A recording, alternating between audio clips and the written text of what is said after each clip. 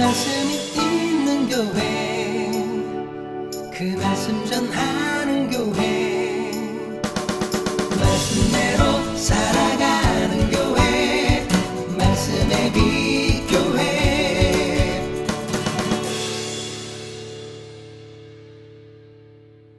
오늘은 마음을 지키는 길이라는 제목으로 함께 말씀을 나누고자 합니다. 잠언은 거의 비슷비슷한 말씀을 계속 하고 있는 것 같죠. 지혜를 따르라. 지혜와 명철을 따라서, 훈계를 따라서 잘 살아라. 의인이 되라. 바른 길을 걸어라. 부지런하라. 반대로 악인의 길을 걷지 말라. 죄인의 길을 걷지 말라. 게으르지 말라. 호리는 음녀에게 넘어가지 말라. 계속 이런 비슷한 말씀이 반복되는 것 같아요. 그런데도 불구하고 이런 말씀들을 다 모아놓은 건 우리가 그렇게 반복해서 말씀해도 제대로 잘 살아내지 못하기 때문이겠죠. 말씀드린 대로 잠언은 크게 세 부분으로 나뉘죠. 1장에서부터 9장까지, 그리고 10장에서부터 29장까지, 그리고 30장, 31장 이렇게 크게는 세 부분으로 나뉘어요. 근데 1장부터 9장까지는 솔로몬이 젊은이들을 위해서 한 잠언을 모아놓은 책이다 라고 보죠. 그래서 솔로몬이 젊은이를 위한 잠언으로 총 15개의 강화, 이야기, 모음집인데 그 중에서 오늘 본문은 7번째 강화에 해당합니다. 그러니까 4장 1절부터 5장 6절까지가 15개의 강화 중 7번째 강화인데요.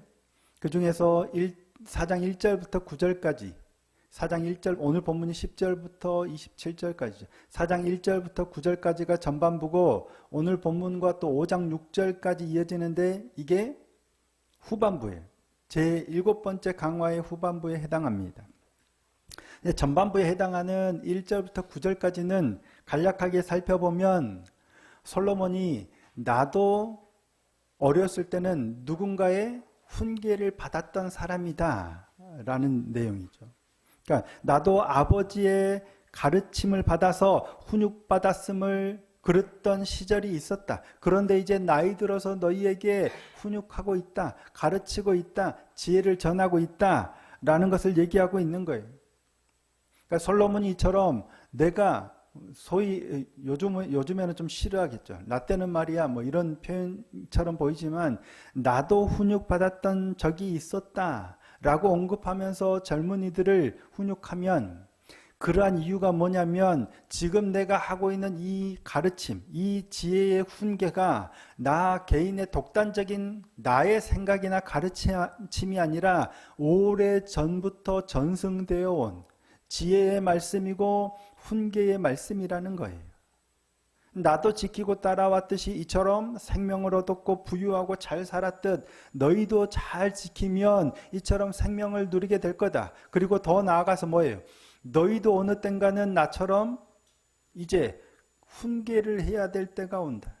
지혜를 전해야 될 때가 온다. 그때 장차 너희도 잊어버리지 말고 받았던 훈계를 전승하라 라는 의도에서 이와 같이 말하고 있지 않나 라고 해석을 합니다. 이게 7번째 강화의 전반부였어요.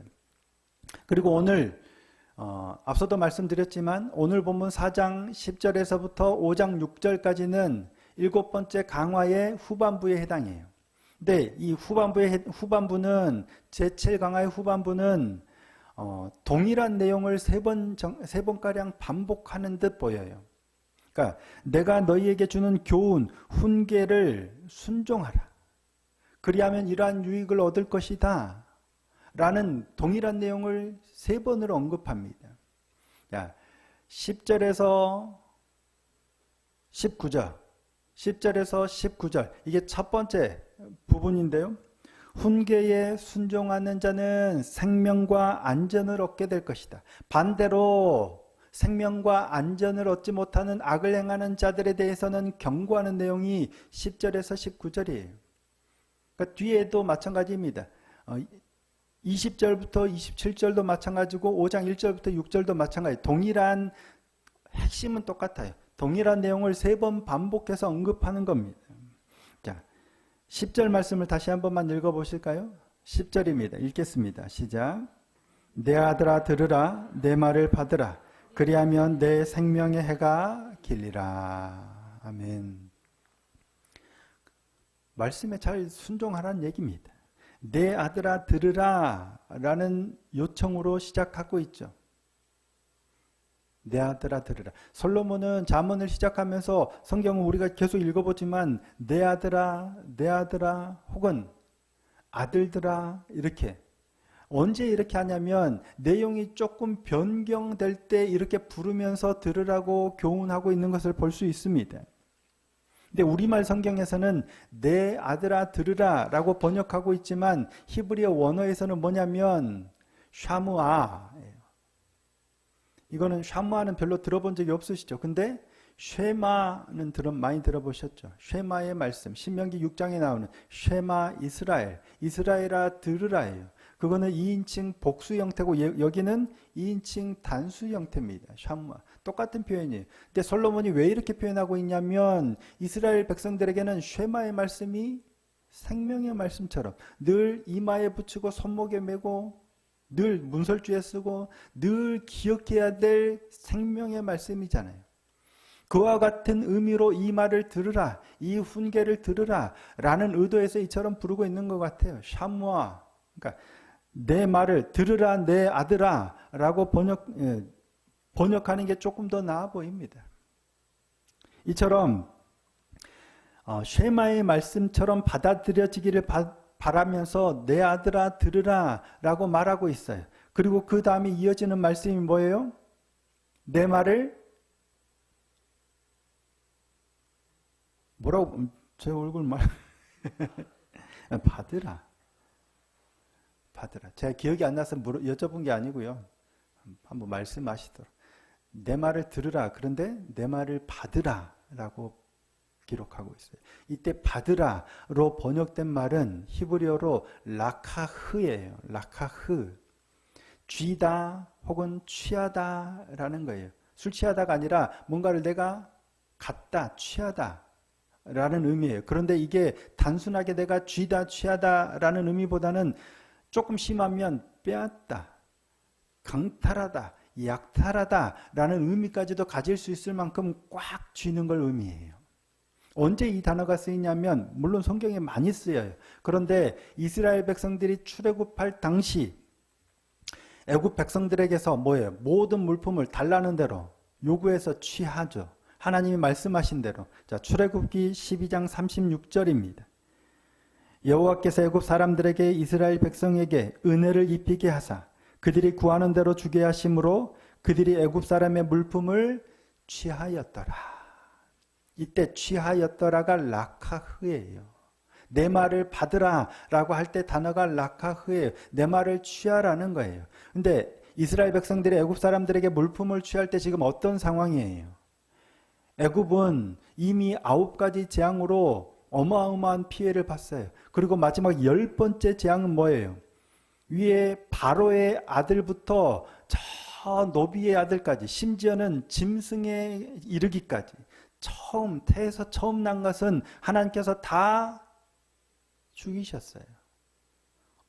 하나님께서 모든 첫 태생을 다 죽이셨어요. 엄청난 재앙이 그들에게 임했어요. 그리고 왜 이 일을 행하셨냐면 이스라엘 백성을 내보내라고 그랬는데 바로가 계속 안 내보냈잖아요. 그래서 하나님께서 이미 말씀하시고 경고하신 대로 이와 같은 어마어마한 재앙을 애굽에 내리신 거예요. 누가 내린지 알아요? 몰라요? 압니다. 왜 자신의 장자들이 죽었는지 다 알아요.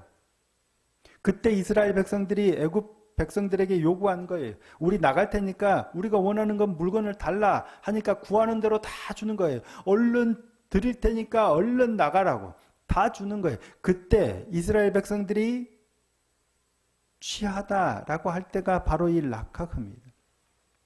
달라는 대로 강력한 어떤 의미를 가지고 있죠. 단순하게 그냥 쥐다, 갖다라는 의미가 아니라 누구의 것을 빼앗다라고 할 정도로 그걸 취하는 걸 말합니다. 내 말을 받으라에 그런 느낌이 있어요. 들으라 내 아들아, 내 말을 받으라, 나의 훈계를 받으라 라고 할 때는 나의 훈계를 취하라 라는데 그냥 단순히 듣고 네 알겠어요 정도가 아니라 강력하게 내 것으로 삼아서 나의 삶에 적용하고 그에 따라서 살아가라 라는 강력한 권고가 담겨 있는 말입니다. 젊은이들에게 그처럼 말한 건 그 가르침에 귀 기울일 뿐만 아니라 그 교훈을 취하여 자신의 것으로 삼고 그에 따라 살아가야 한다는 강력한 의미가 내포되어 있다라고 할 수 있는 겁니다. 그러면 내 생명의 해가 길고 다닐 때 내 걸음이 곤고하지 아니하겠고 달려갈 때 실족하지 아니하리라. 그러니 13절 훈계를 굳게 잡아 놓치지 말고 지키라. 이것이 내 생명이니라. 10절에 좀 전에 제가 계속 설명했던 라카흐라는 단어와 대응하는 말씀이겠죠. 훈계를 굳게 잡아 놓치지 말고 지키라는 거예요. 그만큼 그냥 적당히 말씀을 듣고 훈계를 듣고 그냥 뭐 이렇게 넘어가는 게 아니라 그만큼 강력하게 말씀을 따라 살아야 된다라는 걸 강조하고 있는 겁니다. 왜 그럴까요? 왜 솔로몬은 샤무와 쉐마와 같이 말씀하고 라카흐 그리고 이처럼 강력하게 나의 훈계와 교훈과 가르침을 지켜야 한다, 붙들고 살아야 한다, 왜 이처럼 강력하게 강조하고 있을까? 적당히 말하면 잘 안 들으니까요. 잘 듣고 꼭 그대로 잘 지키고 살라라는 의미겠죠. 그걸 뒤에서 기록하고 있습니다. 자, 10절에서 13절이 훈계에 순종하는 자의 생명과 안전에 대해서 강조했다면 14절부터 19절에서는 반대죠. 생명과 안전을 주지 못하는 악인의 길을 언급하면서 경계하고 경고하고 있습니다. 그 중에서 악인의 길을 대표하는 것으로 보이는 악인의 걸음을 대표하는 듯한 구절로 보이는 게 16절, 17절입니다. 자, 오늘 보면 16절, 17절 함께 한번 읽어보시겠습니다. 시작. 그들은 악을 행하지 못하면 자지 못하며 사람을 넘어뜨리지 못하면 잠이 오지 아니하며 불의의 떡을 먹으며 강포의 술을 마심이니라. 어때요? 악인들의 악의 끈끈함, 끈질김, 집요함을 볼 수 있는 거죠. 악을 행하지 못하면 자지 못하며 사람을 넘어뜨리지 못하면 잠이 오지 아니하며 어떻게든지 끝까지 자신이 생각하는 악을 행해야만 직성이 풀리는 거예요. 악의 모습이에요. 이는 사도 바울을 죽이기 전에 유대인들에게 나타났던 모습을 떠올리게 합니다. 자, 사도행전 23장 12절 13절입니다. 날이 새매 유대인들이 당을 지어 맹세하되 바울을 죽이기 전에는 먹지도 아니하고 마시지도 아니하겠다 하고 이같이 동맹한 자가 무려 몇 명이에요? 40여 명이나 되더라. 바울을 죽이기 전에는 먹지도 아니하고 마시지도 아니하겠다고 맹세한 사람이 무려 40여 명이래요. 왜? 얼마 전까지만 해도 바울이 우리 편이었거든요. 예수 믿는 자들을 잡아 죽이는데 누구보다 앞장섰던, 누구보다 열심이었던 사람인데 이제는 어느 순간 변하더니 배신을 때리더니 오히려 예수를 믿으라고 전하고 다니는 거예요. 그러니까 그가 우리에게 끼치는 해악이 너무 심하다라고 생각해서 그들은 사도 바울을 죽이려고 해요. 그런데 그냥 죽여야겠다 정도가 아니라 그를 죽이기 전에는 먹지도 아니하고 마시지도 않겠다라고 작정하고 맹세까지 한 사람이 무려 40명이라는 거예요. 우리 교회가 40명이 될 때까지 먹지도 아니하고 자지도 아니하고 금식하겠다 할 수 있어요, 없어요? 아니면 이게 좀 너무 같네. 누군가를 전도하기 전에는 내가 하루 한 끼씩 꼬박꼬박 금식하기, 한 끼는 가능할까요? 뭐 간헐적 단식도 하니까. 근데 누구를 전도하겠다라고 그가 믿기 전까지는 내가 절대 무조건 한 끼를 금식하겠다라고 하시는 분을 제가 본 적이 없는 것 같아요. 그죠? 저 사람 전도하기 전까지는 뭐 이 정도도 아니죠. 먹지도 마시지도 아니하겠다가 아니라 그 정도로 결단하는 경우도 없는 것 같아요. 근데 악은 어떻게든 내가 원하는 대로 악을 끝까지 해야 직성이 풀린다라는 집념이 참 대단한 것 같아요. 우리는 전도하기 전에는 그 정도의 열정은 없는 것 같아요. 교회가 부흥하기 전에는 사순결단 뭐 어떻게, 근데 우리보다 이단들이 훨씬 더 열심히 하죠. 훨씬 더 적극적이고 훨씬 더 열정적이에요. 진짜를 가졌다고 하는 우리는 그렇지 못해요. 훨씬 더 미온적이죠. 그렇기에 솔로몬은 이처럼 강력하게 명령하고 권고하고 있는 것 같습니다. 정신 바짝 차리고 훈계에 순종하도록 하라, 교훈을 취하라 라고 명령하고 있는 거예요. 이게 7번째 강화에서 후반부에서 3번에 반복해서 계속 반복하고 있는 이유이기도 합니다. 20절에서 27절에서는 지혜를 추구하라는 자신의 훈계에 순종하라 라는 권면을 2번째 해요. 그렇게 정신 바짝 차리고 훈계를 굳게 잡아 놓치지 않고 락하하려면 어떻게 해야 하느냐를 말씀하고 있어요. 자, 어떻게 해야 락하할까? 어떻게 해야 그러면 훈계를 붙들까? 악인들은 그렇게 하라고 말하지 않아도 그렇게 대단히 열정적으로 하는데 우리는 쉽지 않죠. 그럼 우리는 어떻게 해야 하느냐? 자, 20절, 21절입니다. 함께 한번 읽겠습니다. 20절, 21절 시작. 내 아들아, 내 말에 주의하며 내가 말하는 것에 내 귀를 기울이라. 그것을 내 눈에서 떠나지 말게 하며 내 마음속에 지키라. 말씀에 주의하며 말씀에 귀를 기울이며 그것을 눈에서 떠나게 하지 말며 마음속에 지키라는 거예요. 눈에서 떠나게 하지 말아야 합니다. Out of sight, out of mind죠. 눈에서 멀어지면 마음도 멀어지는 거예요. 무엇을 보느냐가 대단히 중요하죠. 유튜브 영상을 보면 요즘에는 AI가 알고리즘에 따라서 내가 좋아하는 것 같은, 내가 원하는 것 같은 영상만 계속 추천해서 보게 해요. 그러다 보면 그게 진실인 것처럼 이렇게 가버리는 거예요. 그러니까 계속해서 어떤 영상만 보면 위험하죠. 이게 진실이라고 착각할 수 있어요. 요즘에는 당근마켓이 되게 활성화되어 있죠. 내게 필요가 없어진 물건을 내놓으면 누군가 필요한 사람이 또 싸게 사가요. 누군가가 내놓으면 나도 필요한 물건을 되게 싸게 중고로 또 구입할 수도 있어요. 되게 유용해요. 그런데 문제는 그렇게 하다 보니까 내가 필요한 걸 얻었는데도 불구하고 계속 들여다봐요. 참 편리하고 유용한데 계속해서 유튜브를 본다거나 계속해서 당근마켓을 한다거나 계속해서 어떤 SNS를 한다거나 이런 시간들이 점점 늘어가요. 그러면 이것들을 아예 하지 말아야 하느냐? 그렇지는 않겠죠. 분명한 단점이 있지만 그것들을 아예 그냥 끊어야 된다, 절대 보지 말아야 한다 라는 것은 아닙니다. 그러려면 세상과 연을 끊고 저 깊은 곳에 들어가서 혼자 면벽하고 돌을 닦아야 되죠. 그렇지는 않지만 그런 것들을 다 끊어내고 철저하게 끊어야 하는 건 아니지만 우리가 반드시 해야 할 것이 있어요. 그걸 해야 하는 거예요. 하지 말아야 할 것들도 줄여가야 되겠지만 그것보다 더 중요한 건 해야 할 걸 해야 합니다. 중요한 건 반드시 내가 해야 할 일을 해야 한다는 거예요. 그게 뭐예요? 하나님의 말씀에 귀를 기울이고 하나님의 말씀에 주의하고 내 눈에서 떠나게 하지 말아야 하는 거예요.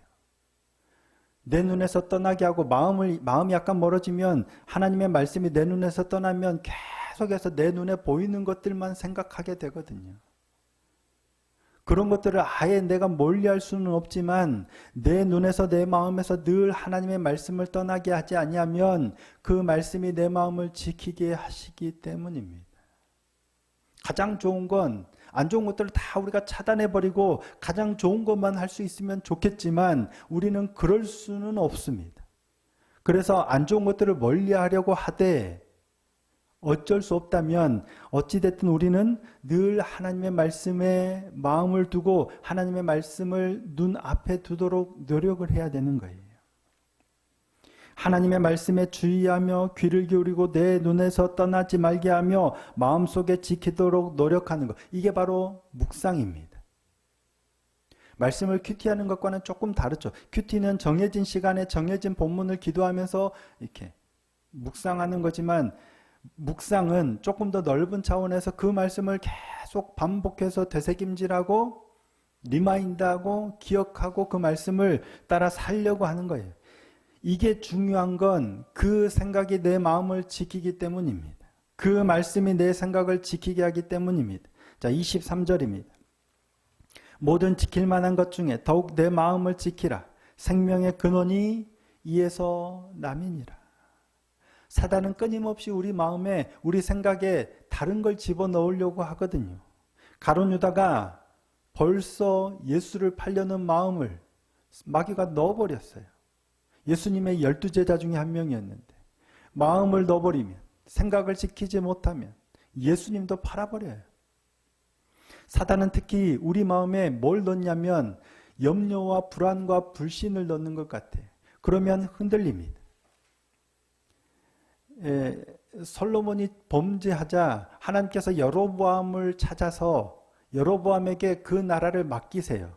2개 지파만 솔로몬의 아들 르호보암에게 맡기고 10개 지파를 무려 여로보암에게 주세요. 그러면서 그 나라를 네가 다윗처럼 하면 영원히 너의 왕자를 지켜주겠다라고 약속을 하세요.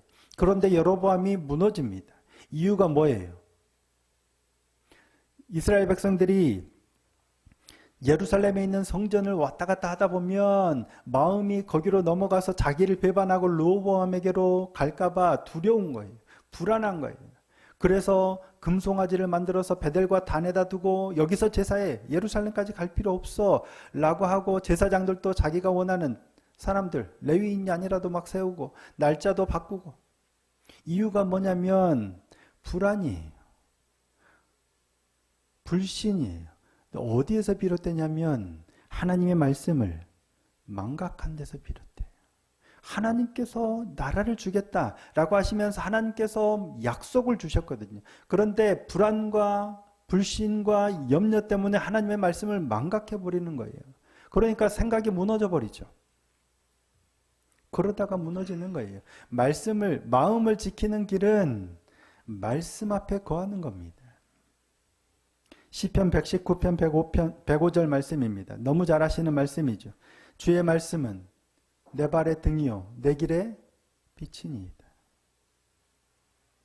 하나님의 말씀이 우리가 걸어가는 발의 등이요 길의 빛이에요. 우리가 하나님의 말씀을 따를 때 마음을 지킬 수 있는 겁니다. 염려와 두려움이 없는 사람은 없겠죠. 누가 있어서 아무리 내가 믿음이 좋고 아무리 담대해도 염려와 두려움을 이겨낼 수 있는 사람은 없습니다. 세상의 것들에서 시선을 온전히 뗄 수 있는 사람도 없어요. 우리 스스로가 그런 것들로부터 우리 자신을 지켜낼 수 있는 사람도 없습니다. 다만 우리가 할 수 있는 건 하나님의 말씀에 주의하고 하나님의 말씀에 귀를 기울이고 하나님의 말씀이 내 눈에서 떠나게 하지 않도록 하는 노력은 우리가 할 수 있습니다. 그럴 때 하나님의 말씀이 우리를 붙드시고 우리를 지키실 줄로 믿습니다. 다만 락하회해야 돼요. 그냥 주의하고 마음을 쏟고 잡아야지 이렇게 말씀 앞에 거해야지 적당히가 안 되고요. 적당히 하면 안 되고 더 강하게 내가 마음을 내어서 그 자리를 지키려고 힘을 써야 하는 거예요. 그럴 때 사단의 유혹에도 염려와 불안 가운데서도 하나님의 말씀이 우리를 지키시는 경험을 하게 될 줄로 믿습니다. 그 경험이 우리의 삶에 쌓여서 내 발이 행할 길을 평탄하게 하고 모든 길을 든든히 하시고 좌로나 우로나 치우치지 않고 발을 악에서 떠나도록 지키시는 복된 믿음의 길을 걸어갈 수 있게 될 줄로 믿습니다. 그 경험이 우리의 삶의 경험이 되는 복된 한 주, 복된 믿음의 삶이 될 수 있기를 예수님의 이름으로 축복합니다.